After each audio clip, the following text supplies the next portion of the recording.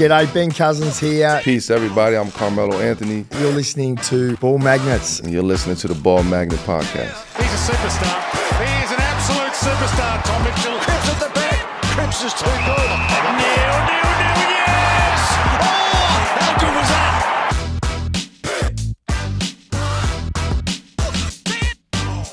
We're up on the Gold Coast here, Heen Machine, and there's plenty of rain around, so it's not ideal conditions for a wedding, but you've been up here for a couple of days now. How's the off-season been as a whole? Because you're in Bali, spent a bit of time there with, who are you over there with? With the Misso, a few of the other boys. I feel like there was a lot of boys over there. Everyone does Bali these days. The The whole AFL's there. Yeah, like a post main trip, and then you come back and do a couple of days in Bali. But we end up having, I think it was 8 of us over there at different times, and All the Swans boys. all the Swans boys. Yeah. And who was, you were staying with Parks? Well, Parksy's obviously gone at North now. Yeah. And Tay's up in Sydney as well with you. You guys have become pretty close. That's actually the reason we're up here is for his wedding, which would be good fun. It will be a lot of fun. He's a bit of a menace, and we get along really well. So it's going to be awesome. But the off season's been full of weddings, and it has been a lot of fun. Yeah, it's been good. We might have to have a few doozy cans later today. I know you're involved with doozy with. Better give the boys a plug. Willie Haywood and Ollie Florent. You're sort of the poster boy, as you are for everything in Sydney these days. But how'd you get involved with those boys with the doozy? For anyone that doesn't know, it's sort of a seltzer drink. Yeah, seltzer and vodka. So we've got 6 flavors at the moment, and I mean, Will and Ollie started it. Was it a couple of years ago now? Just 2.5 years ago, maybe, and they did all the legwork. They were knocking on doors. And they just put your head on it. And then they're like, "Do you want to jump aboard and help promote it?" I was like, "Mate, love you, fella. They're awesome fellas." And then I was like, it'd be a pretty cool little experience to understand a startup company and go from there. And then it's been fun ever since. And now we're in every Dan Murphy in Australia. Is that right? I think 400 plus BWS. And well, when I was up in Sydney actually for Tay's Bucks, so when we were obviously at the Bucks together, and I remember going to the Clovelly pub. They must have some good contacts at the Chloe, because the branding for doozy is everywhere, all throughout the pub. Yeah.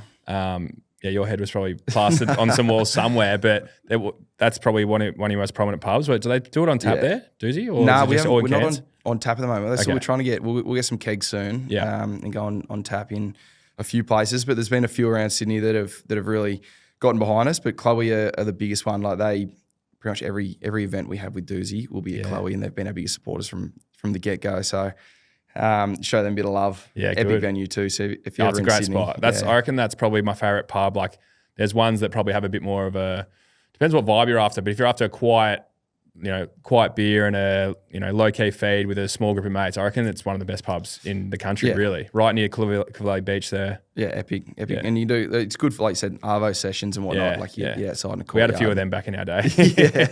Back when you'd clock off pre-season Friday Arvo, and then we'd go down to the Chloe. Straight to Chloe, or even I feel like it was always a silly Sunday sort of session. It was. We'd go there and you'd hire get all the pub fellas. out. Yeah, good days. Far out. We had some good times back in the day. Big Great days. times. Speaking of things you're doing off field, so there's that, and then also I was Toby Green. He and I stayed in Broadbeach together, but he and you were both doing the 5th quarter camps, which is why don't you talk a bit about that for people that haven't heard? Because obviously I assume the AFL have grabbed you as sort of the face of the Swans, Toby as the face of the Giants, to try and grow footy throughout New South Wales, and you would have seen probably the growth of footy from where you grew up and where it's come to now. So that's probably another reason as to why you want to contribute to it. Absolutely, yeah. It's pretty cool because obviously, like you said, I grew up in Newcastle, NRL dominated, and to see the growth within the last, I guess, I'm 28 now, getting old. Yeah. 28 years, but especially in the last sort of 5 to 10, has been something pretty special. And to know that Toby, so I'll jump on 5th quarter here, but Toby had this idea. He's like, did he start it? Toby's come up with the idea. Toby's come up with the idea, yeah. So he's obviously a Victorian fella, and coming up to the Giants and realised the opportunity for growth and whatnot in New South Wales, and I guess the lack of footy and lack of opportunity just to enjoy and learn some skills in New South Wales was like I said, there was an opportunity there. So he had this idea and goes, well, he can be the face for the Giants, and he goes, who at the Swans? And there's a few thrown up in the air, and he's gone with me, which Got to go with the golden child.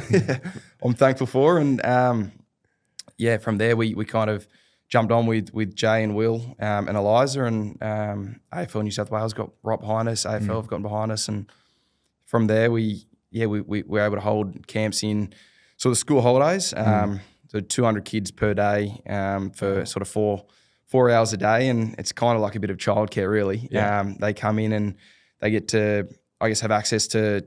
I'll bring 3 or 4 different other Swans boys. We'll bring 2 or 3 different AFLW girls. Yeah. And you always have a crew of you. You don't have to do it all yourself because that's a lot of kids to handle. Yeah, there's a lot of kids, and it's bloody tiring. Yeah. But it's awesome. So we're doing it as it's more participation to learn as well, but more just get there and put some smiles on kids' faces, and for those kids to have an opportunity to see some of their heroes. And generally we'll have 8 to 10 AFL listed players there, and just mingling throughout groups for the 4 hours and either 2 or 3 days for the camp. So it's pretty cool, and it's just amazing to I guess have the opportunity to grow the game, but just put smiles on kids' faces and in a tough time at the moment. Yeah, that was probably my favourite childhood memories is when you integrate and meet AFL players or sporting stars. You just think, how cool is this? And so similar to what we're doing with Ball Magnets, like we try and create those memories and experiences for people that, people sometimes forget that you're just a normal human, but I understand being in their shoes that you just look up to your favourite sporting stars and athletes, which we probably still do in other codes as well. But how did you actually get into footy? Because like you said, Newcastle is NRL dominant. Like, were you the only kid playing AFL, and why did you choose it? Weird one, because none of my family, I mean, my pop played a little bit in Victoria back in the day, but my old man, big rugby league, big union, mum, unreal swimmer and athletics. And my whole family they were big Knights fans and Eagles fans, and I loved the Roosters, like Anthony Minicello growing up. Like, he was my idol growing up, right. Fullback for the Chooks. And so I never followed the Knights, and it was always NRL. And then one of my best mates who I actually caught up with yesterday, I haven't seen him in a little while, and he's a legend, but his cousin's Charlie Dixon. So Charlie at the time was playing for Gold Coast. We were playing cricket, soccer, bit of league, touch footy, Oz tag sort of thing. And then Charlie's gotten onto, I guess, his cousins, and they're like, let's try AFL. And then we ended up signing up for Walls End at the time, which is a little place in Newcastle, and couldn't even field a side. So we ended up, I guess, forfeiting. Couldn't even, like, the whole club just forfeited. So we jumped on a different club, and Cardiff Hawks, and they were unreal, like a second family, and loved it. And wasn't until, I guess, the age of 12 that I got picked up in the Swans Academy. But even by that stage, I was still loving NRL more. Wanted to be, an NRL star growing up, and probably the age of 14, 15, being in the academy for 2 or 3 years. Chris Smith was like, "Man, you need to choose a sport." I'm sure you had you were good at basketball. I was all right at basketball. I'd like to say I would have made NBA, but anyway, leave that to others to say. And then had to choose, and then went with AFL, and so thankful I did. I truly believe it's the best sport in Australia. So not to name drop, but the academy's been pretty elite with some of the talents come through. Obviously yourself, Millsy, Errol Gould, and who else has come through? Nick Blakey, Campbell. It's like like half your team, like all your young talent. So it's like it's clearly working. It's good, and I think there's obviously the debate of is it fair and whatnot. I mean, do you want these sort of players playing the game, or do you want them playing a different sport? No, we want them in the AFL for sure. Absolutely, we definitely want you in the AFL. Let's talk about your season, because I was just going through some of the stats. It's pretty incredible, and I think it's disappointing because, and we've both experienced grand final losses now, but everyone remembers the last thing, and that's the last sort of taste in your mouth. But I think it's also important to look back and reflect on not only your own season, which I hope you have done because it was pretty incredible, but also your team as well. And we were just going through, I'm actually going to get it up. So I think there was a stat going around. You had the highest amount of votes ever for the first half of the season, which I think was 21 in the Brownlow. And you had a patch here. So from round 5, you went, where is it? Let's go even earlier. So you went, round 1 didn't poll, round 2, probably my best, 2 votes. probably my best game of the year as well. Is that right? The first game? First game. And didn't poll. All right, well, so let's give you another 3 there. But anyway, you went 2 votes, 3 votes. Round 4, no votes. Then here you go. Round 5, you went 3 votes, 3 votes, 3 votes, 2 votes, 3 votes, 2 votes. So you've pretty much got 16 in 18 in 16 of a possible 18. Like, that's pretty insane. And then the coaches voting was similar. What's been this transformation? You've obviously always been a star, but clearly everyone's seen your game's gone to a whole new level. Going to the midfield helps, but how'd you do this? To be honest, not much changed. Like, I've always been the bloke that like I'll give 100%. Like I want to be the hardest worker on the track.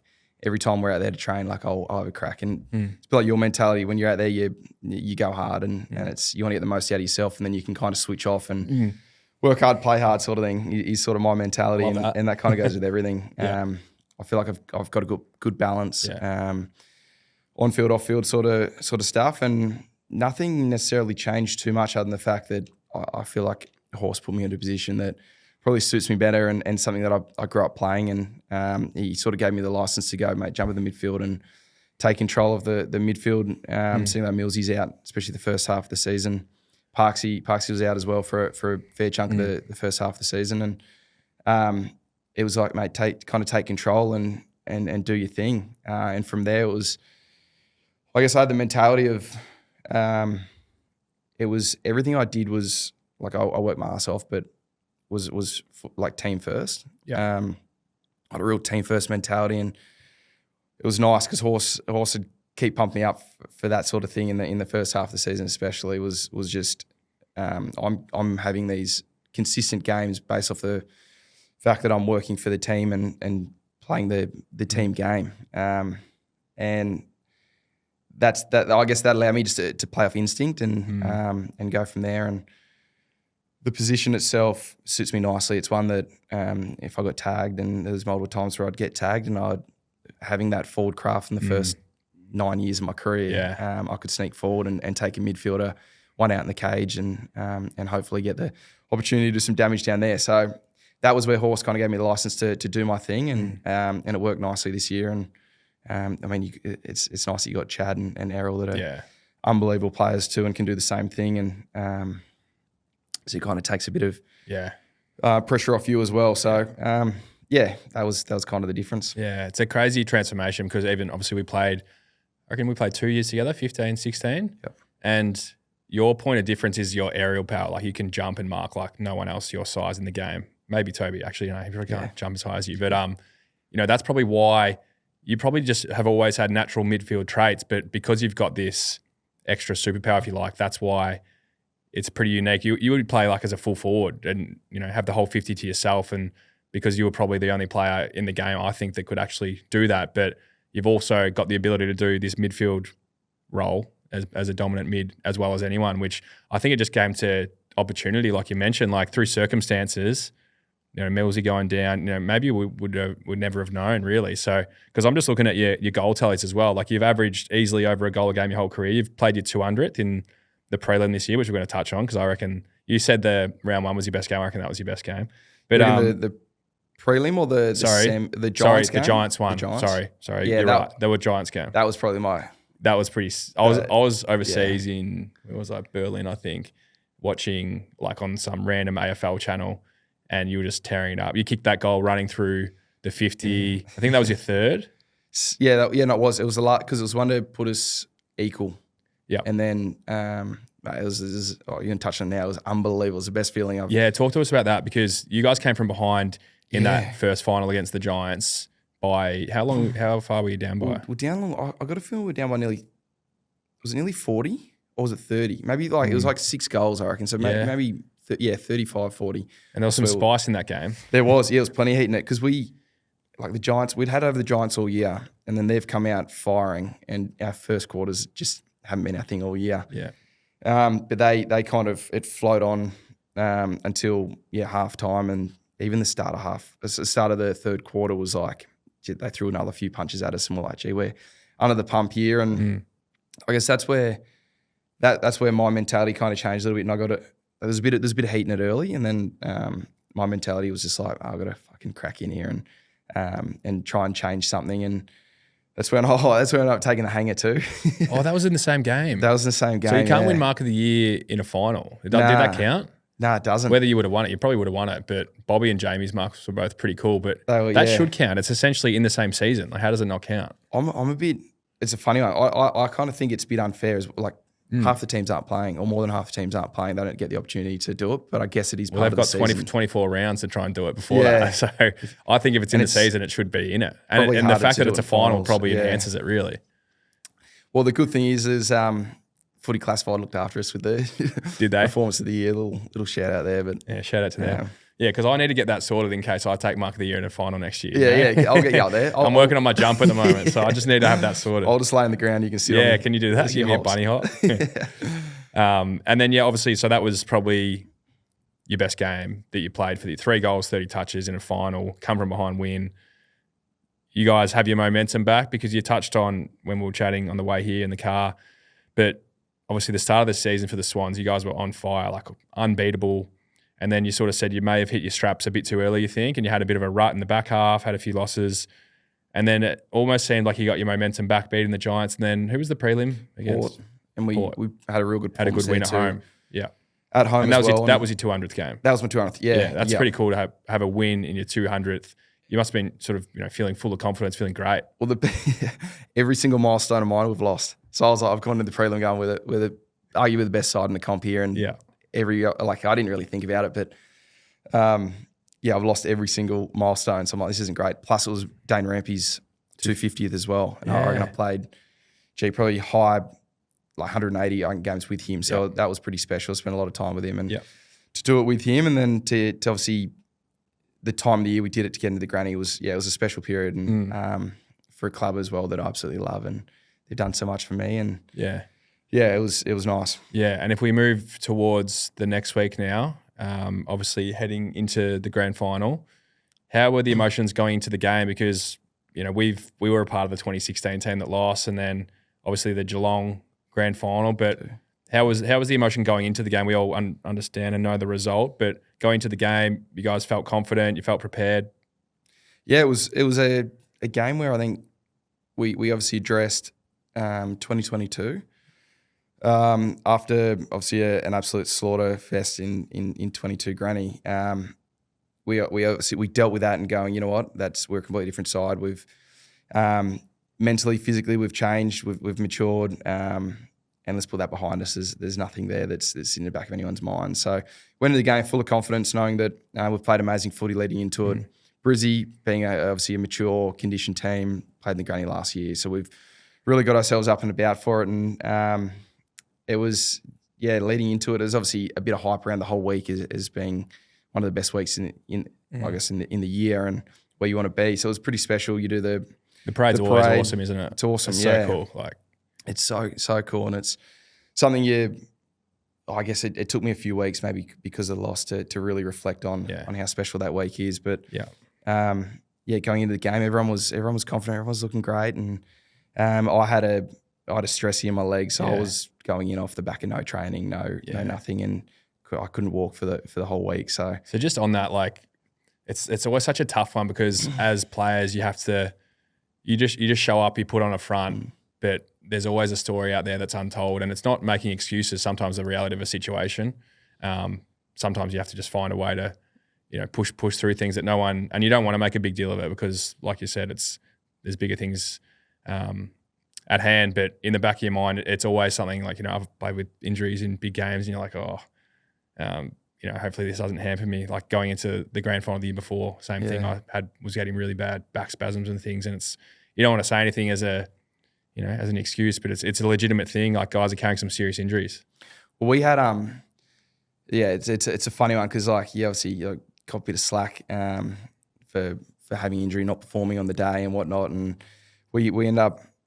So I had a stressy from before, so I got rested in the last round of the season against Adelaide. So Horse just pulled me out late and said, "No, rest up." Did you want to play? But I was good to go. I was excited. I wanted to, and I'd also had a bit of plantar fasciitis and whatnot, and and that was sort of throughout the back end of the year was playing a bit of was playing with me a little bit there, but I was still getting through games all right, and it was pulling up really sore, and then I was getting through. I was comfortable, and I was like, you know what, it's not getting any worse. It's good. And then I thought I had a knock on my fibula, and I was just like, oh, it's sore, but you play with bumps and bruises, or you always sore going into games, so. Throughout the week, I was like, yeah, it's sore, but it'll be right. And then just didn't go away. And then when I was touching, I was real specific. I was like, oh, it's a bit interesting. And then played the Giants, pulled up sore, not too bad. Played Port. By the end of the Port game, I was kind of limping around. I was like, gee, it's pretty sore. And then the next few days after the Port game, I couldn't walk, and I was like, what have I done here? So your body's hanging on just for the last game because you want to be going into a granny feeling your best, not hanging on. Yeah. Yeah. And I was there and going into the whole week, and you obviously had Millsy, the question mark over whether he'd play. You had Logan McDonald with his ankle. And then we kept me quiet purely because we didn't want the extra pressure from the outside world. So I went into that and didn't do any training, couldn't walk all week, and went into it with, you know what, I'll be fine. I'll get through. Like, it's biggest game of the year, biggest game of my career, my life, and I'll get through. And halfway through the first quarter, and got tackled, got run down from behind, and then I felt it, and I was like, oh, it's sore. And then just from then, it just kind of just lingered and got worse throughout the game. And then halftime came around. I'm trying to, like, it's bones, you can't jab it up, but I'm like, jab it up, give me anything to get me through here. Like, we're obviously under the pump too. We needed to respond, and I was like, give me, and let me do whatever I can to get it right. And anyway, I got into the third quarter, and it was just getting worse and worse. 3/4 time, same thing in the sheds, trying to, like, do anything I could to get it up. And that sounds a bit wrong. Yeah, it does sound wrong, but anyway, get myself up, get your leg up, get myself up and about, and then came out from there and just couldn't even run. Went back on, and then they put you. I remember they Kirky. I legit ran on because I started on the bench because I was trying to get it jabbed up, and ran on and limping, couldn't even get to the square. And then Kirky ran on and goes, "Mate, you're off." And I was like, "No, let me go. Like, let me just have a crack." And he's like, "No, you're off. You're done." Shit. And I was like, "It's the biggest game of the year. Like, let me." And I was could barely run. So, that was kind of where it went. And then, obviously, not ideal because it would have been so tough. And there's some pretty. Not sure if you would have seen the footage, but it's, you know, as a mate, it's pretty confronting to see, like, how shattered you are when you're on the bench. You've obviously got the news, you've been pulled out of the game. As you mentioned, one of the biggest games you'll play in. But when Kirky yelled out to you and gave you that message, you know, you probably look at the scoreboard, you know where your leg's at. What's going through you emotionally? Like, how low were you feeling? Like, what was going through your head? Not again, I guess, after 2022. Not being able to, I guess, put up a fight, and something that I guess we'll address and figure out why it's happened. Being the best side in the comp all year, and on the biggest stage, and like, why it just couldn't click. And like I said, I don't necessarily have too many answers at the moment. Still pretty raw. Like, when you honestly talk about it, I feel like we've been able to address it. We've had time to address it, but it's something that will stick with me for a while. And hopefully we'll get. I'm sure we will. We'll get some answers, and we've got the team to be back there. That's the other thing. I'm excited for the team we've got and what we can do, and we're just going to continue to build, I reckon, and got to make sure this doesn't hinder us in any way. And we've got the team that, I truly believe we'll be back there, and we can get it done. And when that happens, it'll be the best feeling in the world. And I'm sure we can do it. Yeah. Even looking at the star power in your team, yourself, Chad Warner, Errol Goulden, Nick Blakey, I think was all Australian again this year. But, like, you know, if you can, I'm just trying to think of the right word, reframe, like, you were the player that they targeted in a sense. Like, but you know, it's hard to say, but they obviously rated you so highly. They're like, you know, we're going after Heeney. So I don't know what I'm trying to say here, but it's sort of how highly you are rated, like, amongst, like, the big three for Sydney is, like, the top elite, and the biggest game of the year. You know, they're trying to do everything they can to stop you with an injury. So it must take some confidence with, you know, the season you've had. You know, we just went through your games before, but you've played your best footy ever, and you get. How's the shin feeling now? Is it feeling recovered? It's good. I've had my second run in nearly 7 weeks. I started to run, so it took me a while to get it right. And stress is the first time I ever had a stress fracture. So slow, and frustrating, but I'm back and able to do other things to keep fit. But I guess, that's the other thing, and it's I don't want to touch on this too much, but it's the media that it's hard to avoid. I'm so thankful to live in Sydney because you can avoid it to a certain degree, but then you get people out there and they're genuine flogs that just don't have any context to things, and it'll say things for a headline. It's like you battle things and you're getting tagged and like you get dunked. There's so much, and sometimes you're playing a role. That's probably been my experience of that. You know, moving clubs a few times, you're playing different roles. Yeah, and, you know, your role isn't to be, you know, one of the best players, or, you know, and as we know, we got so many.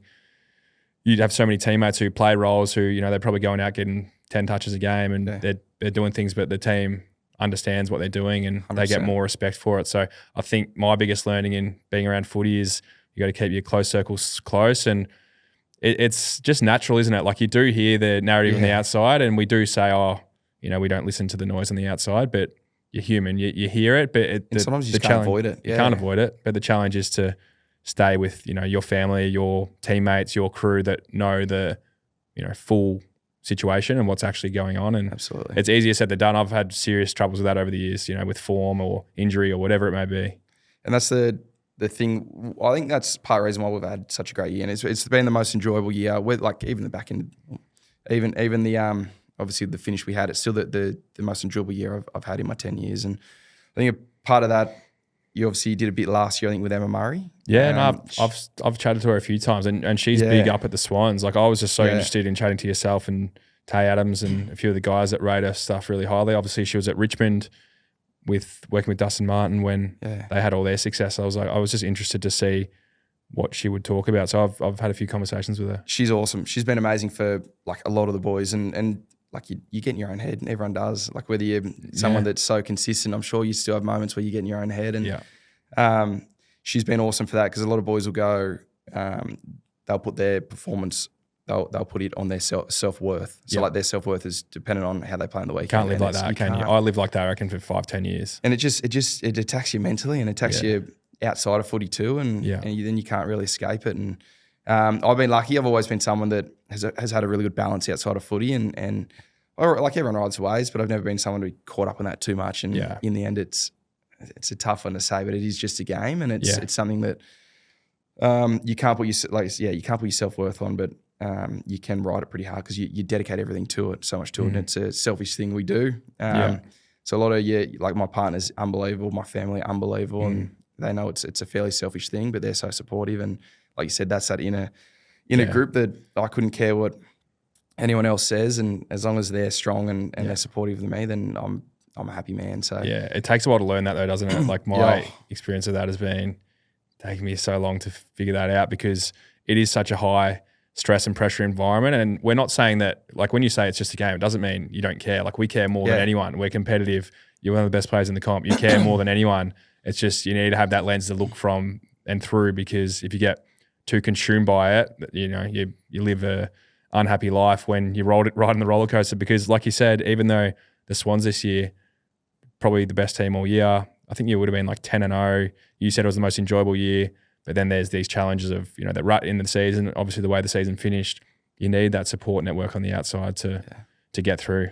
Absolutely. It's bloody tough. It is tough. It's not easy. Yeah. And like you said, that's good on touching, because a lot of people don't get it. They're like, oh, what happened? Why aren't you doing this? Why aren't you doing that? It's like, mate, like you're not as emotional as we thought you'd be after it. It's like, hold up, like we're more emotional. We ride the wave more than fans, more than anyone out there. And it's like we dedicate everything to it, and people just, it's like they just don't get it. No, you're going above and beyond. Yeah, but then again, it's but you need to know that, you know, like when you can understand that, again, easier said than done. What about the 2016 granny? Because obviously we played in that together. And speaking of prelims, as we did earlier in this chat, that was probably another one of your best games, because you were so young then. I reckon that was your second year. Yeah. I remember that was probably one of my best games at that point as well. We had a good sort of crew coming through. I think yourself, Millsy, then we had, you know, the stars like Joey Kennedy, Hanbury, McVeigh, Kieran Jack, Joey Kennedy, Bud. Yeah. Like, well, you look at that was, I reckon that was the one that got away. Like I still think about that day, and I'm like, we could have, should have, would have, whatever. But we had the team on paper. Again, things didn't go quite right for us on the day, but like that was a real missed opportunity. I agree. And looking back on it now, having obviously experienced 22 and this year, I think absolutely that was the one that got away, because when you're young, I didn't really understand. I didn't grow up following AFL, so I was like, even before I got drafted, I wasn't massive on AFL in terms of watching it and understanding, I guess, the significance of the competition. And 2016 was one that, like, you look at our midfield and fuck, we were like, that was stacked, mate. It's like, I don't know how the salary cap worked for that team, because we had like Tippo as well, Tippett up forward. Like the team was stacked. It was incredible. And like you look at the mids, bro. Like it was like the mids in general was just. I think we had 5 All Australian mids in that team who had been All Australian. At a point in their career. So Joey Kennedy, Luke Parker, Dan Hanbury, they were All Australian that season, I think. And then like you were, I wasn't that point, but I guess later in our careers we've both been fortunate to do that. And then you got Kieran Jack, who was, and Jared McVeigh. So essentially, this 7 guys going through the midfield have all been All Australian at some point, which is but we didn't get it done. But I still think about that day. The Bulldogs obviously came to play, but how do you compare the noise level of that day compared to say 22 and 24? Because I remember the eruption of the noise towards the end of the game. Like it felt like the stadium was shaking in 2016. What's been your experience in terms of atmosphere with the other grand finals? Because that's an achievement in itself. You're going to still show up and get to a granny. You'd rather be in the arena than not. Yeah, absolutely. Which is Geelong's mantra, and we respect them. They're a great club, but people can say, "Oh, you didn't turn up grand final day. You're no good." Well, at least you were there. There were 16 teams that weren't even there.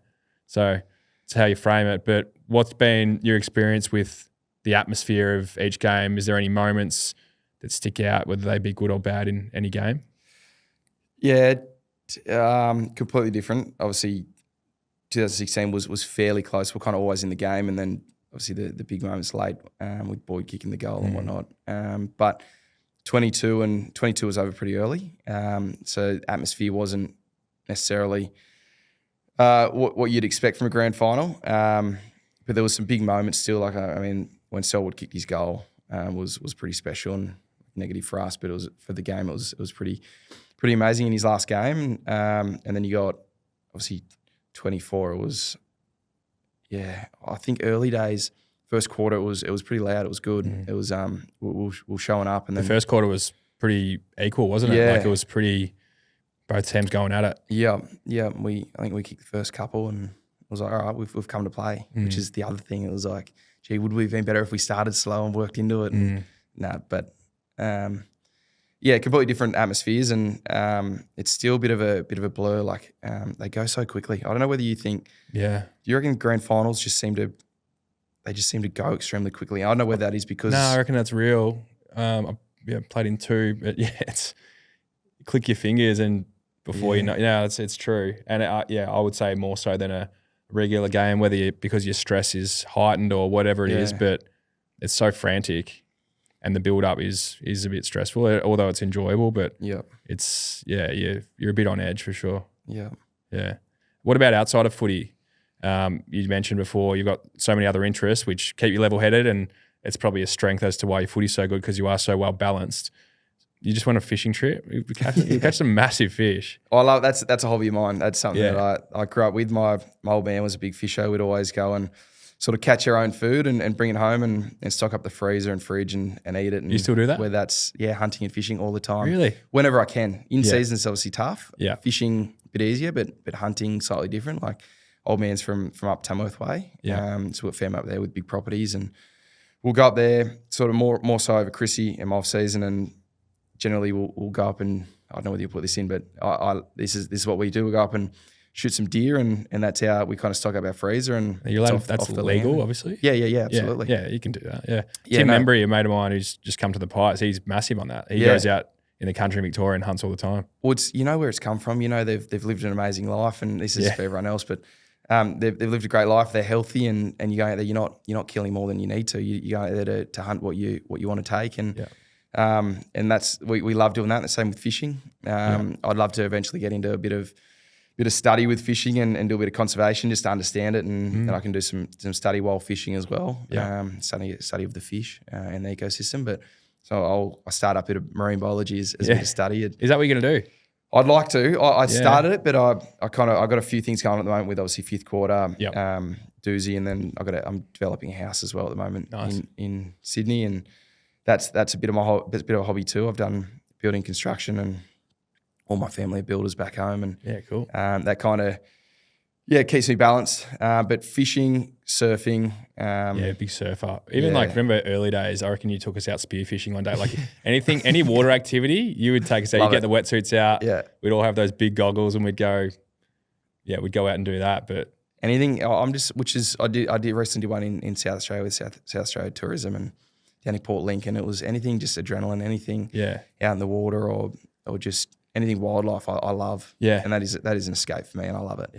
Yeah. And that was sort of your upbringing on the farm as well, like always outdoors doing things. Yeah. Because when you come to the club, that's probably why you come to the club day one at training, you're taking hangers on footy bags and bare feet and the rig's out and everything's looking good. Yeah, I call that so. No, I rig out. Yeah, no shoes. Mate, I'm if a you've bit of a got bogan. it, which you do, bloody show it off.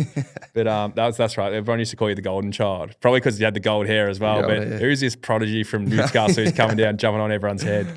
Obviously, Penrith have been the team to beat they've won 4 in a row. 4 in a row. In the It's modern insane. era, that's insane. How many teams in the NRL? Either 16 or 18, yeah. 16 or 18. I think, What's the likelihood of them winning the premiership in 5. 2025? Yeah, 5 in a row. And if not them, who would you say are the teams to beat?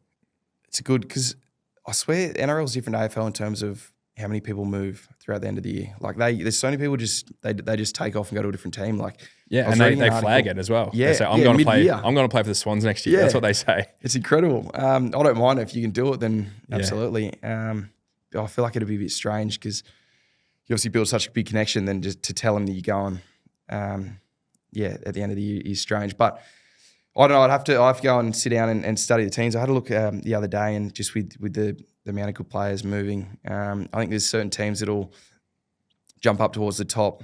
Like I think you got the Dragons have recruited a few.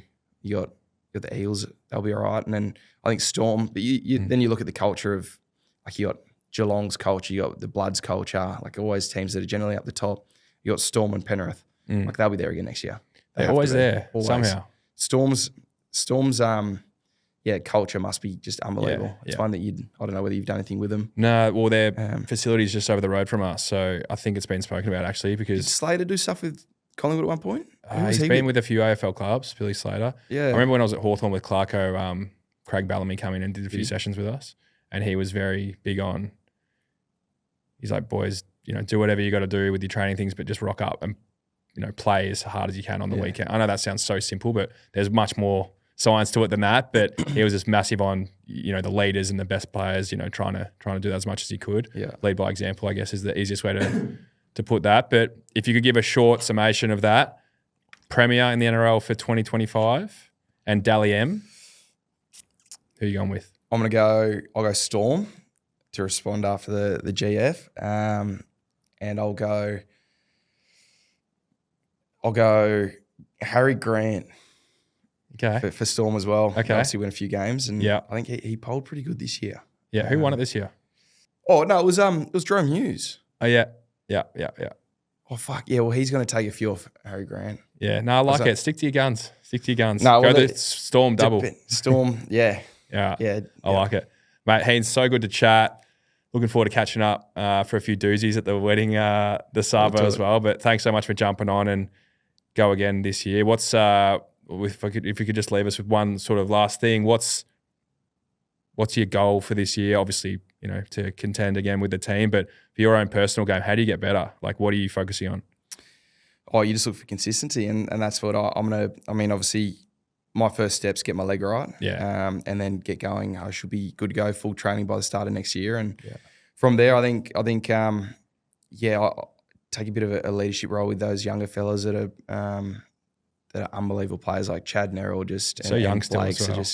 Like what they do is incredible. Yeah, all different strengths, and I guess take them, bring them on board, and just make. I guess probably the biggest thing is going to be let's enjoy this year. Like let's just continue to enjoy it. When the boys, like the start of the year, you'd come into the club and the boys were absolutely. I mean, all year. You'd come into the club and you'd be loving life. Like boys are in there, like you're taking the mickey out of each other. You're having fun. Like horses, just unbelievable. And you just enjoying life. You want to be there. Yeah, it's a great point. I think that's the biggest thing is make the vibe around the club like that. Yeah. No, well said. You got to enjoy footy. Yeah. Yeah. All right, It can be fucking stressful. Mate, bloody hell. That's why that's so impressive that you can say that because, like you said, throughout all the challenges, you got to remember footy is meant to be fun. Yeah. And that's what actually drives performance as well is enjoyment, camaraderie. Like if you shy away from, oh no, we had a bad game or this and that, it actually can plummet real fast. Yeah, that's a well said. But mate, let's go have a doozy. Absolutely, let's do it. Beautiful.